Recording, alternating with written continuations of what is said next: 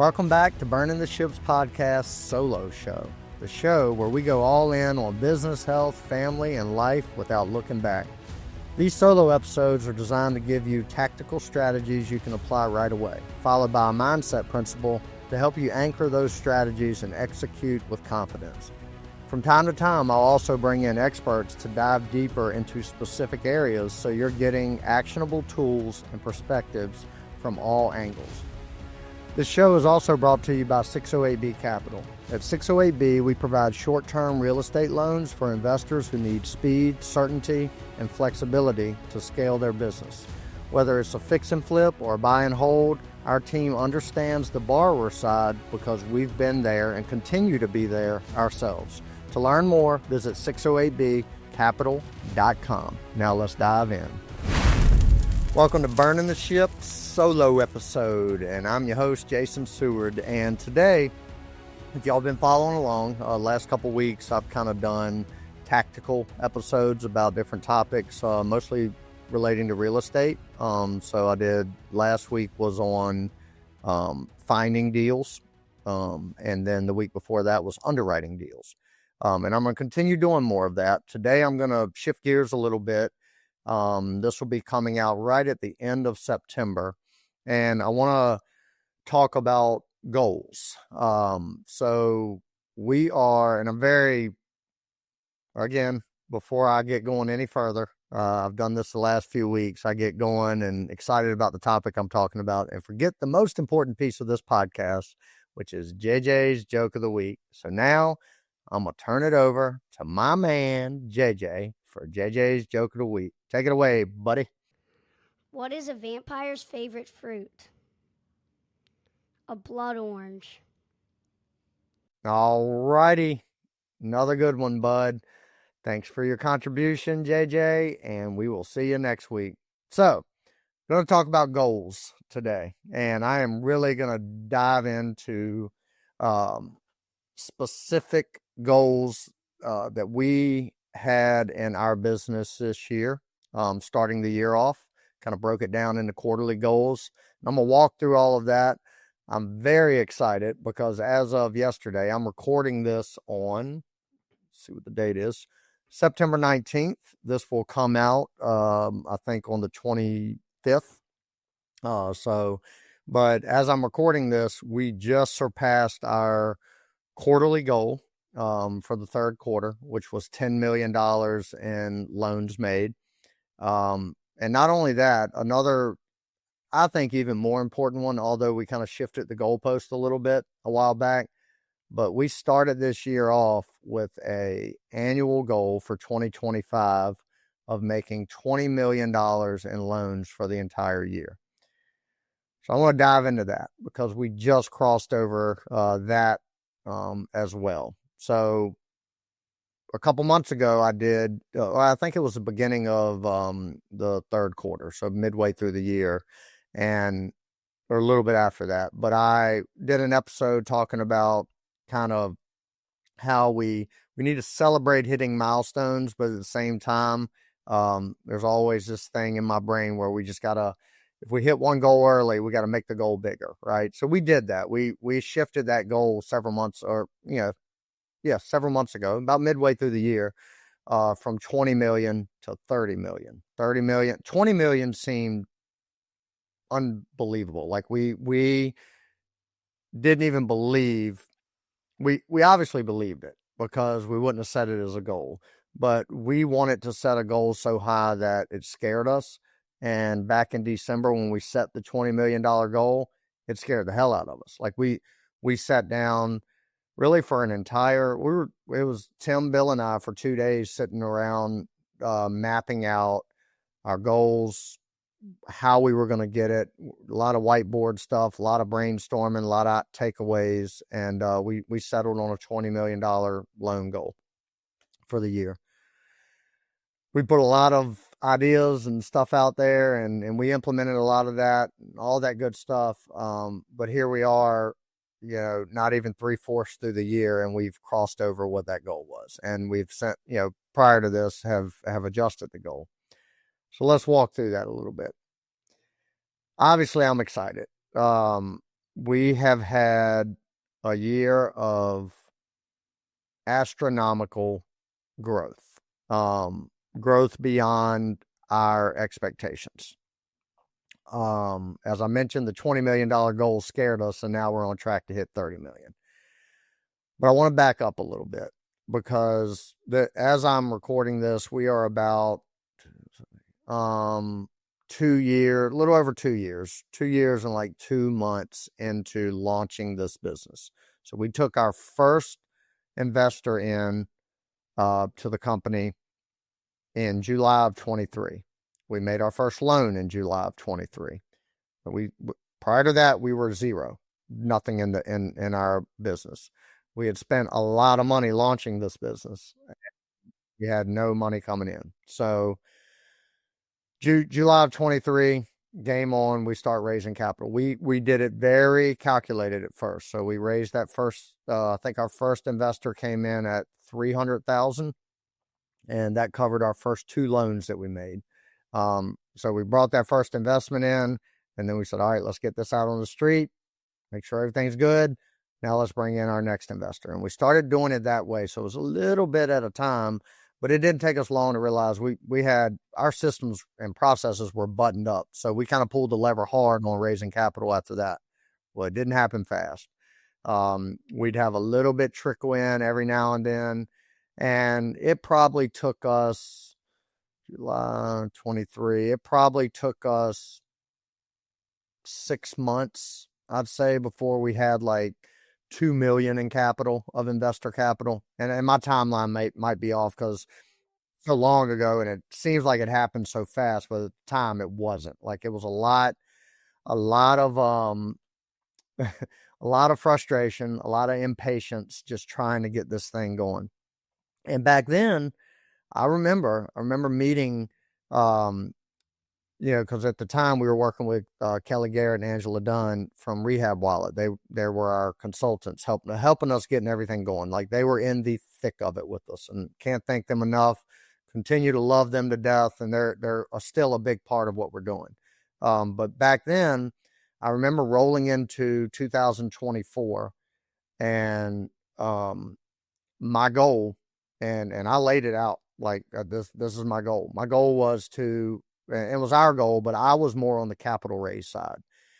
And back then, the main metric we were tracking early on was not loans made, which is where all the revenue comes from in this business. You got to make the loans to make the revenue, but it was capital raised, capital under management. So that was really all we were tracking, is how much capital we raised. We knew we could lend it out. We had a big demand for loans at that time.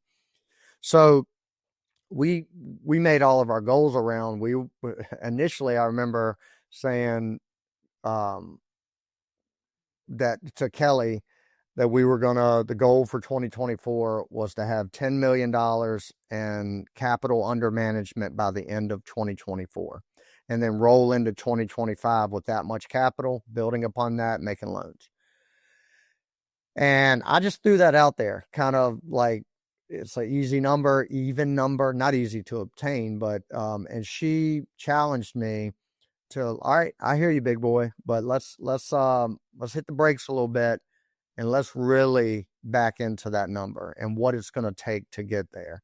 And so she started helping us with that process, and kind of really defining what the KPIs were and the monthly metrics we needed to hit in order to hit $10 million. So it's an easy math problem. Like we started the year off that year in 2024, probably with, again, I don't remember off the top of my head, but let's call it $2 million. So we need to raise $8 million for the year. Well, take 8 million divided by 12, whatever works out, that's how much we got to raise every month. And then you do that, and you figure out like average investor is going to bring this much money and stuff like that. And then that 10 million starts to get a little scary. Not scary, but like, all right, maybe I'm setting, you don't want to set your goals so far out there that once you back into it, you just really can't envision a path to get there. Like it's going to take some major things to happen to get there. So as we kind of got into 2024 and moving along, we realized like, all right, it's going to be tough. I'm getting a lot of no's here. And it quickly turned into that year becoming the year of just planting seeds, right? I realized that, and I talked a little bit about this on the podcast as we were going through this, but I realized that my sales style that I had kind of grown up in with selling insurance, I got a lot of immediate gratification, right? I would present something and they would either buy it or they wouldn't. And it was some relationship building that led to referrals and stuff like that. But insurance was more of a commodity, right? They could go anywhere and get it. And I was just trying to sell people on using me and my product. And it was typically not a very long lag between when I present something and when they either purchased it or said no, right?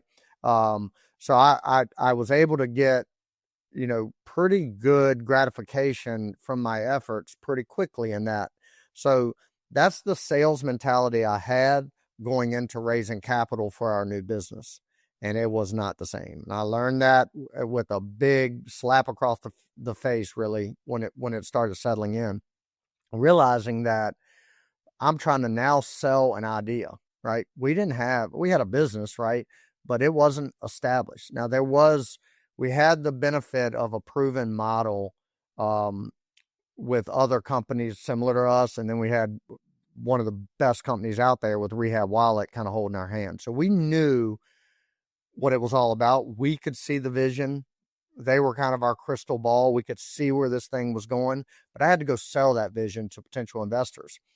And what they're hearing is, okay, this is Jason. We know Jason. We trust him. If it was somebody that already knew me, maybe from my former career or just whatever. And then there were some folks that didn't know me, but they got to know me through meeting with me and talking long conversations or folks that referred them or whatever. But what they're hearing is, again, I know him. I like this person. I trust him, but he's trying to sell us a vision. And at the end of the day, if we're going to put money with this vision into this vision, we got to be sure that it's actually going to work out. It is what it is, right? So early on, that first $2 million and a lot that came in after that was just folks trusting me, right? Trusting my vision, seeing my track record and performing at whatever I've done and Bill. And that's where the bulk of it came from early on. So what I realized is, okay, I'm not going to be able to sit down and use my, wonderful sales skills that I thought I had and get these people to write me checks for $100,000, $500,000 into my new business.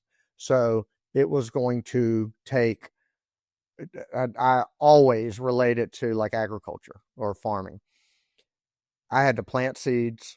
Planting seeds is explaining what we're doing, what we're offering, how we operate, how we mitigate risk, all of that. That's planting the seeds.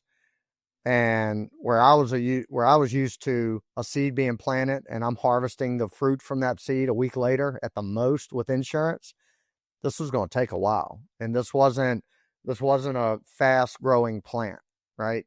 So I shifted gears and I shifted the mindset, and Kelly helped me work through like, all right, it's a good goal, but let's make the goal like how many people you talk to, how many people you are talking to on a weekly basis, and how many people you're going to build your prospect pool to of investors. So I shifted gears there, and I didn't talk a lot about that 10 million goal last year in 2024. In fact, nobody heard me talk about it, right? Just internally, we were tracking to that. But it was very clear we were not going to get there last year, right? Unless something crazy happened, it wasn't going to happen. So I started viewing the goal as like in my vision, because I'm the primary source of raising capital in our company. So I was viewing it as like, I'm a farmer looking at this brand new open ground and I've got to go fill it up with seeds, right? Knowing that if I nurture those seeds, and those seeds are just conversations with people trying to present what we're doing. But if I nurture it, I keep good follow-up. I keep what we're doing as we continue to grow in front of them. I share the wins. I share, when we discover a new risk that we're mitigating or whatever the case is. I'm very transparent with all these people. And so I knew that was part of watching the seed sprout, and then I had to water those seeds. I had to spray for weeds and bugs and all that stuff. It was going to take a while to harvest that. So I trusted it. I trusted the process. And I accepted that we weren't going to raise $10 million in 1 year or in 2024. We weren't going to have $10 million under management. And as the year progressed, that became more and more clear, but we were still planting a ton of seeds, a lot of seeds. And I, like, looking back on it, maybe I didn't feel it at the time, like how many seeds we were planting, but looking back on it, like, it's all I did all day, every day for like a year and a half is just try to find investors, right? And try to sell people on this vision. And we knew we had something. We can't grow it without people trusting us and at the end of the day, giving us their money, trusting us with their money, their retirement accounts, whatever. So 2024, I think, and again, I don't have any of the figures pulled up, but I think by the end of the year, we had about 5 million in capital. Okay. Half of what my original goal was. So we failed, right? That's a failure. I did not exceed a goal or achieve a goal. I barely achieved half of the goal. We met in December. We're like, all right, y'all, we've got this huge field of crops out there, right? I've planted so many seeds. It's crazy. And Bill and Tim were planting seeds as well, but my focus was this, planting seeds. It was my baby. And now we got this huge field out there. And it's a lot of good plants out there. And we're getting close to harvest, boys. It's almost time. We roll into January. And then at this point, we have 5 million roughly, give or take. I don't remember the exact amount, but roughly 5 million under management. To take 5 million, the way we operate, we make 6-month loans. So we turn our capital twice in a year on average. So what that means, if we had not raised another penny in 2025, the year we're in right now, and we just operated off that 5 million, you could estimate we would have made about $10 million in loans. So 5 million in capital, we turn it twice. That's $10 million deployed in loans in 1 year. If you've been following this podcast for any time now, you have certainly heard us talk about 608B Capital. 608B Capital is our lending company that Bill Phillips and I launched about a little over 2 years ago. And we fund folks that are buying houses, fixing them up, and then ultimately selling them or refinancing them for longer term use. And we're the short term financing for that. So if you have anyone in your network or you yourself are into that business or interested in learning more, you can reach out to us by checking out our website, 608bcapital.com. We always have plenty of capital to lend, and we're excited to work with as many new people as possible. We also have an excellent referral program, so contact us for more information on that, and we can't wait to hear from you. So we, in December, set our goal, and we had long conversations around like, all right, now we're rolling decent with 5 million. We need to start tracking what the true metric is when it comes to revenue and profit in our business, and that is loans made, right? So we shifted everything at that point, and we built a goal, scary goal, but a realistic goal of $20 million of loans made in 2025. So that became the new goal. Not going to get into like all the KPIs and stuff we were going to track for time's sake. But that became the goal. We got 5 million under management. Essentially, we need to go out and raise probably 5 more million as quick as we can to get to that point where we're loaning out $20 million in 2025.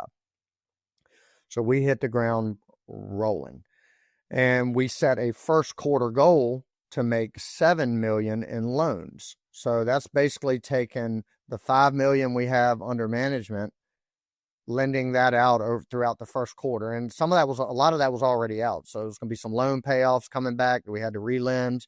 And then we had to go out and essentially raise 2 more million during that time and get it deployed to hit 7 million in the first quarter. And that would get us way ahead of track to hit 20 million. So we did that. I think we did 7.3 million in that first quarter. Everything's excited. Everything's good. At this point, the capital, when I mentioned earlier, we're looking out at this field of crops from seeds we planted a year and a half prior over the last year and a half. 23, 24. We've got these beautiful plants out there, the like related to a cornfield, everything's kind of turning brown. It's time to get the combine out and we're going to go make some harvest. And we did. And the capital just started rolling in, and it has been ever since. As I record this, I believe once all the dust settles, because we have a lot of investments coming in and a lot on the sideline that we're pulling in after we get some money deployed. But as I record this, we are over 17 million in capital under management. Now, rewind, we started the year with about 5 million. So we've more than tripled in size. We'll be at 20 million under management. Just knowing what we have ready to come in, committed to us, we'll be at 20 million by the end of the year. So that's 4x growth in 1 year. Okay. I've already mentioned we hit our goal of 20 million for the year already. We moved that goalpost. Our next goal is 30 million by the end of the year. We're going to easily, I think we got to do 9 million in the fourth quarter. And this month's not, as I record this, we still got other loans we're underwriting. Might be 8 million that we got to hit in the fourth quarter to hit our goal of 30 million. So let me unpack this a little bit when it comes to goals. As I mentioned, I don't want to just sit here and share the highlight reel, and that we've had a great year of growth and we're crushing our goals and all that.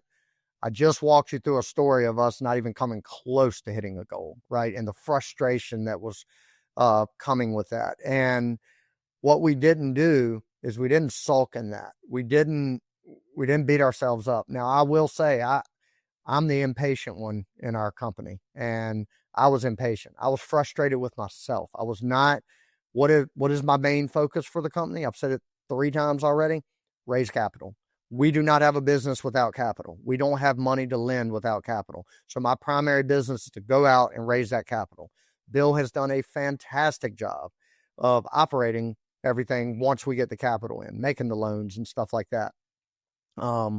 But so yeah, I was frustrated. I didn't like the fact that I didn't hit a goal. I like hitting goals, or at least getting close. I wasn't even halfway to the goal in 2024. But I was able to hone it in and realize, okay, that should have never been the goal all along. I was making a goal off of this confidence, and it was a false confidence that I could go out and sell something that was not the same thing that I've been used to selling for the 17 years prior, which was insurance. I don't have a commodity to sell. Insurance is a commodity in a lot of ways.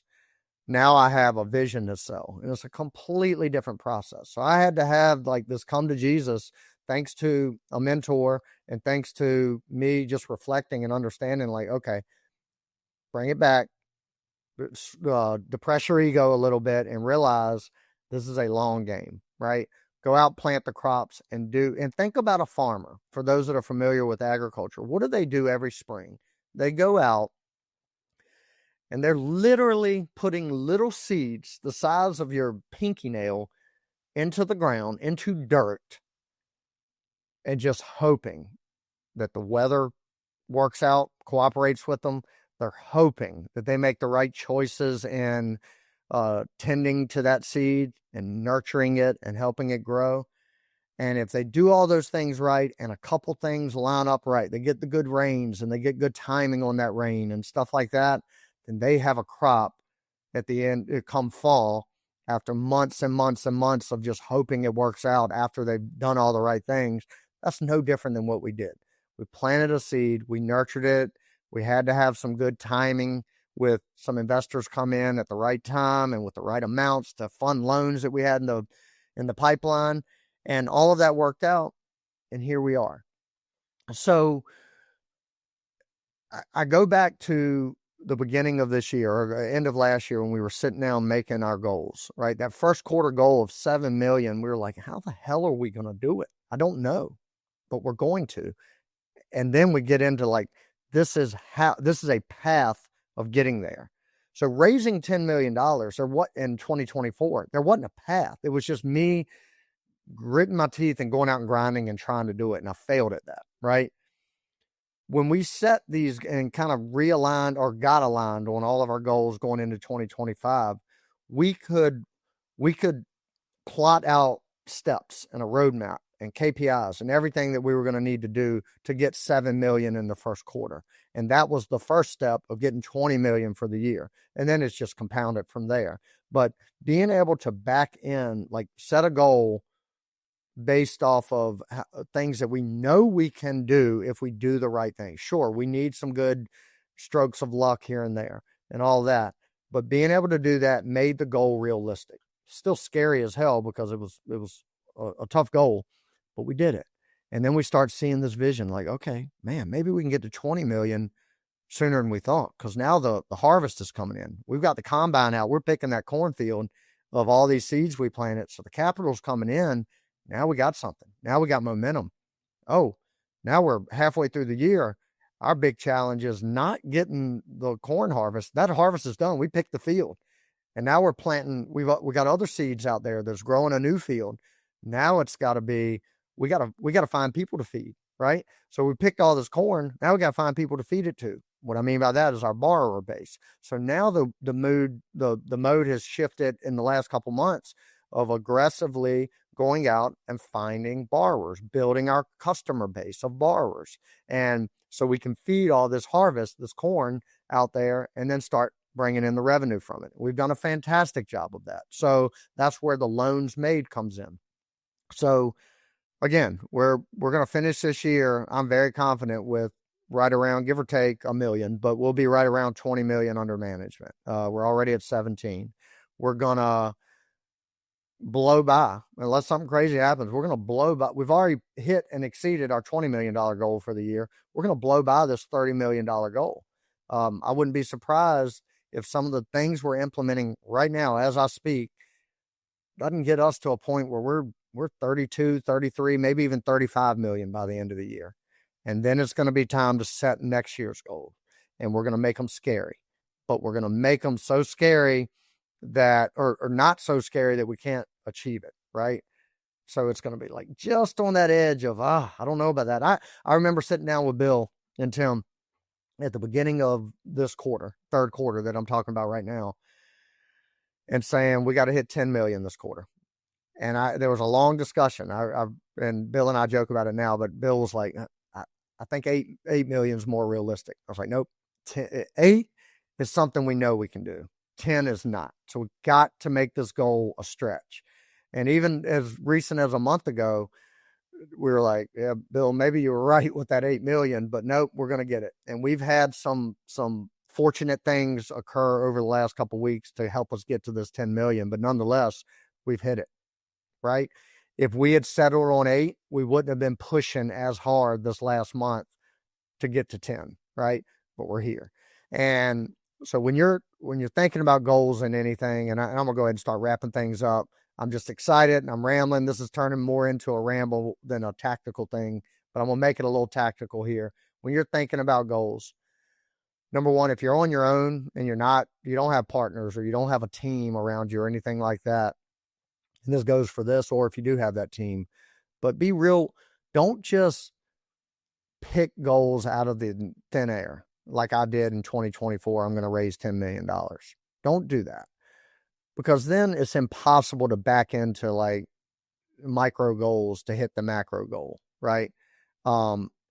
It took Kelly telling me, you need to dissect that goal a little bit. She knew that I had overshot my goal. She knew it, but the way she got me to realize it, she needed me to realize it, not her tell me. So she said, let's dissect. I remember saying, all right, big boy, let's dissect that a little bit, and making me write down. I had to present on our next call, like what the KPIs are going to be to get there. And it took that to realize like, oh man, maybe you're right, that this might be a little too much. So now let's focus on what I said earlier. Let's plant the seeds. So don't just pick a number out of the sky when you're talking about a goal or something out of the sky. Pick something that you can then dissect and you can see a clear vision on how to get there. Now that road might be very tough. It might be filled with potholes and animals attacking you and all kinds of stuff. Like there's a lot of danger on that road to getting to that big goal, but you can see that it's possible. So that's the starting point. And then the biggest thing from a psychological standpoint that I have done this year is I've been extremely public about my goals. I share it on this podcast. I share it on social media regularly. And what that has done is two things. Anytime I can force accountability by sharing things publicly like that, I don't like to let people down. Now, nobody, I mean, people care, but it's not going to impact anybody other than people tied to our business, whether we hit our goals or not, right? So it's just kind of something for them to pay attention to. But when I put it out there, and I know people are asking me, how are you tracking towards that goal? It gives me a like psychologically another layer of motivation and accountability. I don't want to not hit the goal because I don't want to have to say I didn't hit the goal, right? So there's that, but also when we put these big goals out there, it's showing everybody that's paying attention that, hey, we're growing and we're chasing something big and we're doing what we set out to do back in July of 2023. We're doing it. And that starts to build faith and trust in us that we are performers and we're doing what we say we're going to do. We're growing faster than we thought we were going to do. And what does that do? That helps those seeds that I'm planning to raise to continue our scale into a 20, 30, $40 million fund, wherever we take it. But it's starting to build that reputation that we set goals, we achieve those goals. Sometimes we don't, and then we assess them, and then we try to achieve them again. But it's getting that reputation out there, and people start rooting for us, and investors start wanting to be a part of it, and borrowers want to start being a part of the story. And it goes back to, when I say a part of the story, it goes back to, talked about it about a month ago, the Savannah Bananas, and that whole mindset of their owner is we're creating fans of what we do, right? And not fans like they're sitting back eating popcorn watching us, but they're interested, right? And the more interested they get, they want to be involved in some way, whether that be borrowing from us or investing in us or telling their family or friends or network about us, but people want to get involved. So we're doing that. We're creating that intentionally. It's adding value to everybody paying attention and working with us, but it's valuable to us too as we continue to scale. So I think that's a good place to kind of wrap this up. But goals are a big thing to us. They're going to continue to be. Y'all are going to know our goals. We're going to continue to share them publicly. We're going to celebrate. We're going to celebrate this hitting $20 million goal, right? It was an original goal that we changed, but we've hit it. We're going to celebrate it. We've hit 10 million this quarter. We're going to celebrate it. And we're going to hit 30 million. And we're better believe we're going to celebrate the heck out of that. So I'm excited. The whole team's excited.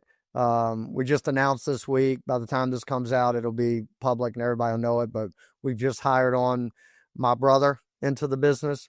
He's got a lot to learn, but eventually hopefully sooner rather than later, he's going to be running kind of the day-to-day, the operations of the business so that Bill and I can continue to focus on our field that we're trying to plant the seeds in and continue those harvests. So, I think that's a good stopping point. I appreciate y'all rooting for us, cheering us on. Appreciate y'all listening to me ramble about these topics from time to time. And I'm just excited about everything that's happened and everything that's forthcoming. And I challenge all of you to find areas in your life where you can set goals, you can get excited about them, share them with the people around you, and set up a roadmap to go hit them. And you might not hit every one, but if you're persistent and consistent, you're going to start knocking down these dominoes, and it's going to build and build and build, just like it has for us. So appreciate you guys, and we will talk to you next time on Burning the Ships. Thank you for joining us on another episode of Burning the Ships podcast. As always, want to thank our sponsor, 608B Capital. We are a short-term lending fund, a debt fund, open for investors who are looking for a passive return. And also we offer products our main product to fix and flippers and buy and holders, folks that are doing things like that in real estate. Also want to remind you about our referral program. Check out our website for more information on that, and we're happy to talk to you further if you're interested. Again, thank you for joining us on Burning the Ships, and do me a favor and go out and try to find someone or some way that you can add value into the world today. Think through it, zoom out, and try to find where you can add value. I think it'll help wrap up your day, wrap up your week, whatever you're working on on a positive note if you constantly think that way. Where can I add value? So with that, we thank you for joining us on another episode of Burning the Ships. Have a good one.